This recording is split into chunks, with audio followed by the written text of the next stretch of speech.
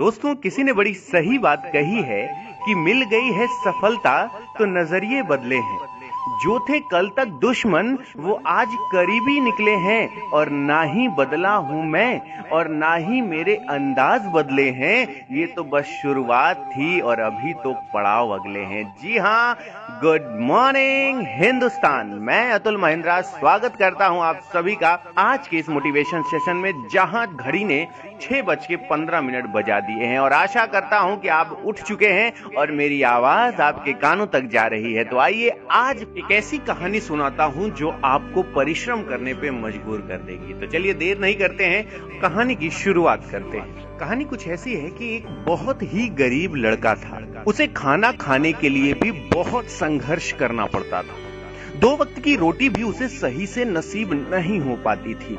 वो लड़का बहुत ही मेहनती था। बिना किसी की सहायता लिए वो अपने स्कूल की फीस जमा किया करता था। भले ही वो एक समय खाना ना खाता, पर वो अपनी किताबें स्वयं ही खरीदता था। उसके सारे साथी उससे बहुत ही ज्यादा जलते थे।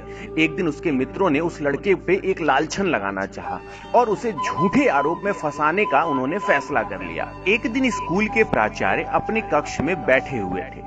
तभी वे सभी बच्चे उस लड़के की शिकायत लेकर वहां पहुंचे और प्राचार्य से बोले, यह लड़का रोज कहीं से पैसे चुराता है और चुराए पैसों से अपनी स्कूल की फीस जमा करता है। कृपया आप इसे सजा दें। प्राचार्य ने उस लड़के से पूछा, क्या ये जो बच्चे बोल रहे हैं वो सच है बेटे?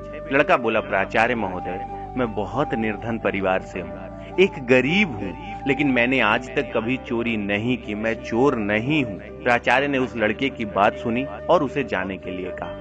लेकिन सारे बच्चों ने प्राचार्य से निवेदन किया कि इस लड़के के पास इतने पैसे कहां से आते हैं, इसका पता लगाने के लिए कृपया जांच की जाए। प्राचार्य ने जब जांच किया तो उन्हें पता चला कि वह स्कूल के खाली समय में एक माली के यहाँ सिंचाई का काम करता है और उसी से वह कुछ पैसे कमा लेता है जो उसके फीस भरने में काम आ जाते हैं। अगले ही दिन प्राचार्य ने उस लड़के को और अन्य सभी बच्चों को अपने कक्ष में बुलाया और उस लड़के की तरफ देखकर उन्होंने उससे प्यार से पूछा, बेटा तुम इतने निर्धन हो तो अपने स्कूल की फीस माफ क्यों नहीं करा लेते हो? उस निर्धन बालक ने बड़े ही स्वाभिमान के साथ उत्तर दिया, कहा, श्रीमान, जब मैं अपनी मेहनत से स्वयं को सहायता पहुंचा सकता हूं तो मैं अपनी गिनती असमर्थों में क्यों कराऊं?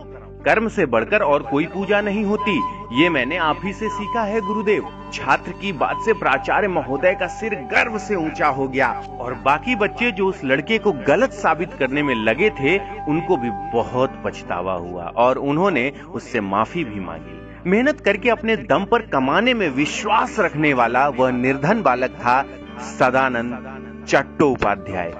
बड़ा होने पर ठीक 20 वर्षों बाद इन्हें बंगला के शिक्षा संगठन के डायरेक्टर का पद सौंपा गया था। उन्होंने एक बहुत ही अच्छी बात हम सबको सिखाई कि मेहनती और सच्चे ईमानदार व्यक्ति हमेशा ही सफलता के ऊंचे शिखर पर चढ़ जाते हैं और एक दिन अपने कठिन परिश्रम के बदौलत संसार भर में अपने नाम की छाप छोड़ जाते हैं।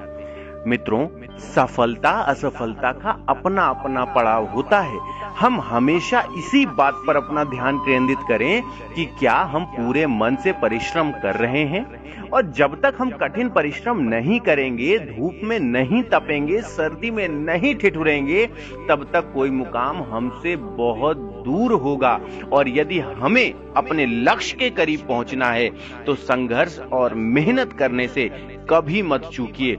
आप भी मेहनती बनिए, ईमानदार बनिए और सफलता के ऊंचे शिखर पर चढ़ जाइए। दोस्तों, मेहनत ही एक ऐसी चीज होती है जो हमारे हक की होती है। ईश्वर ने हम सबको बराबर दिया है, लेकिन हम अपनी मेहनत से उसे इतना ज्यादा तराश लें कि हीरा भी पहले एक सिर्फ पत्थर का टुकड़ा होता है, लेकिन जब वो तराश दिया जाता है तो उसकी कीमत बहुत ही ज्यादा बढ़ जाती है। तो आप सिर्फ अभी हीरे के टुकड़े हो, आपको सिर्फ तराशना बाकी है, और आप अगर तराश दिए गए तो दोस्तों आप अमूल्य हो जाओगे, यानी आपका कोई मूल्य नहीं होगा। तो एक बात याद रखिएगा कि मेहनत हमारे हक की है, जिसे हमें दिन रात करनी है। और आशा करता हूं कि आप कभी मेहनत से चूकेंगे नहीं और जब भी मौका मिलेगा और जब भी जिस क्षेत्र में मौका मिलेगा वहां आप अपनी पूरी कोशिश के साथ सफलता हासिल करेंगे। तो आशा करता हूं कि आप सभी को आज के इस मोटिवेशन से बहुत आनंद आया होगा। तो रोज सुबह 6:15 पे आपके अपने अतुल सर आपसे मुखातिब होने आ जाते हैं और आशा करता हूं कि एक नई पहल की है कि मोटिवेशन के थ्रू आप सभी के दिलों में एक जगह बन सके। आप कहीं ना कहीं जहां हतोत्साहित हो जाते हैं, इन लोगों की, इन ऐसे वीर पुरुषों की कहानी सुन के आप अपने जीवन में नए लक्ष्य की उत्पत्ति कर सकें और उसे प्राप्त करने की पूरी चेष्टा करें। तो आशा करता हूं कि आज का मोटिवेशन आप सभी को समझ में आया होगा। तो बस जाते जाते यही कहूंगा कि खुश रहिए, मस्त रहिए, सलामत रहिए, स्वस्थ रहिए, संस्कार युक्त रहिए। जिंदगी बहुत खूबसूरत है और इसे उसी खूबसूरती के साथ, जिंदा दिली के साथ जिंदगी जीना सीखिए। Thank you so much for your love and support. Always be happy and enjoy every moment of your life. Thanks a lot. Thank you so much.